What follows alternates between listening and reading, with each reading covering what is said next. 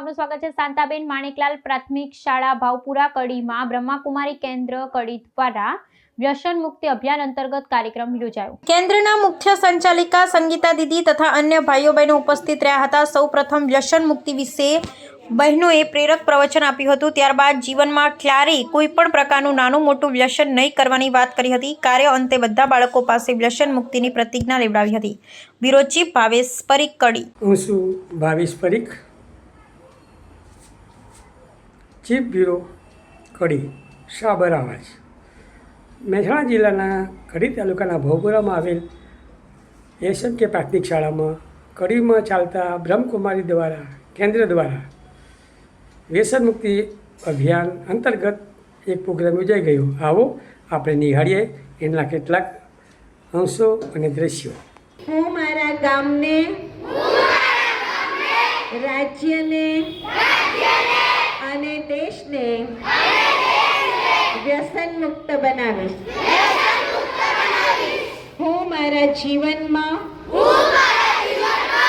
અનેક ગુણ એટલે એના પપ્પાએ ના કર્યું પણ પૂછ્યું બેટા તું આવું કેમ કે છે? એટલે એને કહ્યું કે પપ્પા તમે જે આ વ્યસન કરો છો એનાથી તમને કદાચ કોઈ રોગ લાગુ પડી જાય અને તમારું મૃત્યુ થઈ જાય તો અમારું શું થાય? લોકો તો અમને મારે, એના કરતાં તમે જ અમને મારો ને।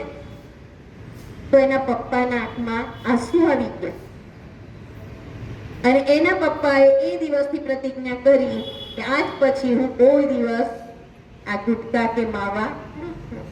તો તમે બધા પણ આવું કરી શકો ને કે ના કરી શકો? એ અમારી જિંદગી માટે છોડી દો અને તમારા માટે પણ છોડી દો તો તમે કહેશો એ નહીં માને એવું બનશે નહીં। ચલો ખાલી હું હાથ ઊંચો કરાવું છું। કેટલાના વાલી છે કે જેને વ્યસન હતું? જો હસતા બધા કોઈ વ્યસન નહીં, બીડીનું નહીં, તમાકુનું નહીં, કંઈ નહીં। જો આમ પ્રામાણિક પણ આમ એમ બીજા હાથ ઊંચો કરેલો કરી દેવું એવું નહીં। મૂકી દો, મૂકી દો।